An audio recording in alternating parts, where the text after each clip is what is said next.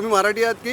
मराठी मी मुसलमान पण जन्म इकडचंच आहे क्या माझा. बात है, क्या बात है, क्या बात है. मधला इकडचा माणसं जाता दुबईला 1 वर्षामध्ये तर अरबी भाषा शिकून येतात. बरोबर. तर तुम्ही मुंबईमध्ये किती वर्ष आहे? हा. त्याला मराठी तर यायला पाहिजे ना. इकडे हबीबी करतात, इकडे तुम्हाला अरे भाऊ बोलते नाही. नाही यायला पाहिजे, थोडी बहुत यायला पाहिजे. बरोबर. ते बोलत नाही. आपण मराठीमध्ये बोलला तर पण हिंदीमध्ये सांगतात. तुम्ही कुठून आहात? म्हणजे महाराष्ट्रातून की मी तामिळनाडूची. तमिळनाडू? अरे क्या बात आहे, तुम्ही तमिळनाडूचे.